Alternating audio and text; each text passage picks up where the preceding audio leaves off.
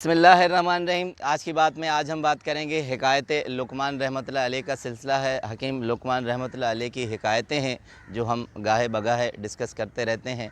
तो आज उनके सेशन का आगाज़ में हम कोटेशन उनकी कौल अक़वाल जो है वो डिस्कस करते हैं। तो कहते हैं कि आप कुल्हाड़े का सिर्फ़ लोहे का हिस्सा लें तो आप जंगल में सिर्फ़ एक दरख्त के छिलके को भी उतार नहीं सकते जब तक कि उस कुल्हाड़े में लकड़ी शामिल न हो। यानी बताते हैं कि इनफरादी तौर पर इंसान कुछ नहीं कर सकता जब तक उसके साथ कोई दूसरा या टीम या और लोग शामिल न हो।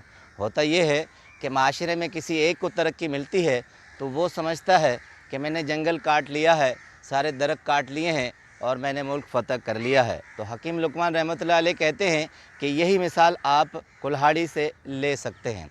अब आते हैं हिकायत पर। कहते हैं कि शाम का वक्त था, एक दरख्त पर जंगल में कौवा बैठा था तो उसके चोंच में एक बोटी थी।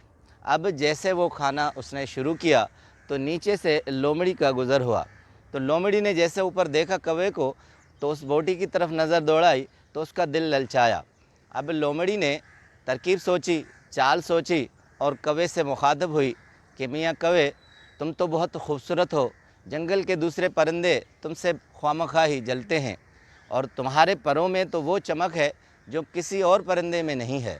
अब कौवा उसकी तरफ मुखातब होने लगा, कहा कि तुम्हारी खूबसूरती से जंगल में शायद ही किसी परिंदे का मुकाबला हो और तुम जो बोलते हो तो बहुत खूबसूरत बोलते हो, तुम्हारे गले में बहुत सोज है, अच्छा गाते भी हो और तुम्हारी जो सोच है, जहन है, वो तो सब उसके मद्दा हैं। तो तुम जब बात करते हो, गुनगुनाते हो, कहाँ करते हो तो उससे पता चलता है कि तुम नसर में बात करते हो, यानी तुम शायर भी हो। अब कौवा उसकी तरफ, लोमड़ी की तरफ मुतवज्जा हो गया और उस शहर में डूब गया। उसने कहा कि जब तुम उड़ते हो, लोमड़ी ने कहा, तो सारे जंगल के परिंदे तुम्हें देखते हैं, तुम्हारी चाल का कोई भी सानी नहीं है। तो अब कौवे के दिल में आया कि जब इतनी तारीफ़ हो चुकी तो अब मैं क्यों ना शायर हूँ और आवाज़ भी मेरी अच्छी है तो इसे अपने आवाज़ से सहरअंदोज़ करूँ तो गुनगुनाऊँ। तो लोमड़ी ने भी समझ लिया कि कौवा अब इस नहज पर आ गया है कि उसे अब अपनी बातों पर लाऊं। तो उसने कहा कौवे को कि भाई अगर कुछ इरशाद हो तो मैं भी सुन लूं। अब कौवे ने जैसे ही चोंच खोली तो वो बोटी नीचे गिर गई। जैसे बोटी नीचे गिर गई तो लोमड़ी ने झपट से वो बोटी उठाई और चल दी। अब हकीम लुक़मान रहमतुल्लाह अलैह कहते हैं कि खुशामद आर्जी तौर पर तो बहुत अच्छी लगती है मगर दायमी तौर पर बहुत बुरी होती है। खुशामद से वक्ती तौर पर आदमी खुश हो जाता है मगर उसके बाद ज़लील व ख्वार होता है। तो इसलिए कभी भी आपको अपनी शख्सियत का अंदाज़ा होना चाहिए।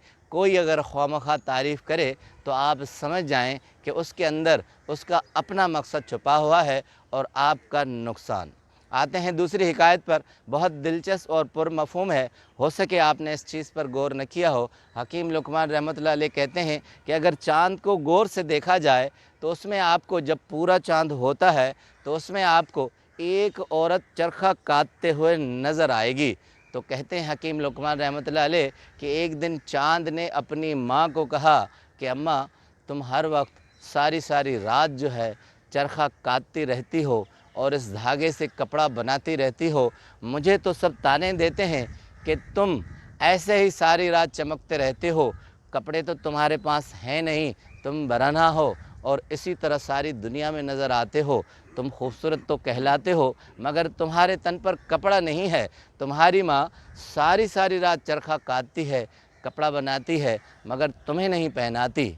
तो उसकी माँ ने कहा चाँद को कि बेटा, मैं तुम्हारे लिए कपड़े तो बनाऊं मगर तुम पूरे कब होते हो? कभी तुम छोटे बन जाते हो, कभी आधे बन जाते हो। मैं अगर तुम्हारे लिए कपड़ा बनाऊंगी तो फट जाएगा, कभी ढीला हो जाएगा। तो इसलिए मैं तुम्हारे लिए कपड़ा नहीं बनाती। तुम जब भी हो तो एक ही रंग में नज़र नहीं आते, तुम मुख्तलिफ़ रूप बदलते रहते हो। अब हकीम लुक़मान रहमतुल्लाह अलैह कहते हैं कि पल में तोशा, पल में माशा ऐसे होता है जैसे चाँद। अब ये मुहावरा भी यहीं से निकला है। हकीम लुक़मान रहमतुल्लाह अलैह कहते हैं कि जो शख्स एक डगर पर न हो वो अपनी डगर मुख्तलिफ़ औकात में تبدیل کرتا رہے تو وہ چاند کی طرح برہنا ہوتا ہے، اسے کپڑے نصیب نہیں ہوتے، چاہے وہ کتنا ہی خوبصورت کیوں نہ ہو، چاہے دنیا کو روشنی کیوں نہ دیتا ہو، مگر اس کے اندر اگر مستقل مزاجی نہیں ہوگی، وہ اپنے رنگ اور ڈھنگ بدلتا رہے گا تو چاند کی طرح برہنا رہے گا۔ آپ کا بہت بہت شکریہ۔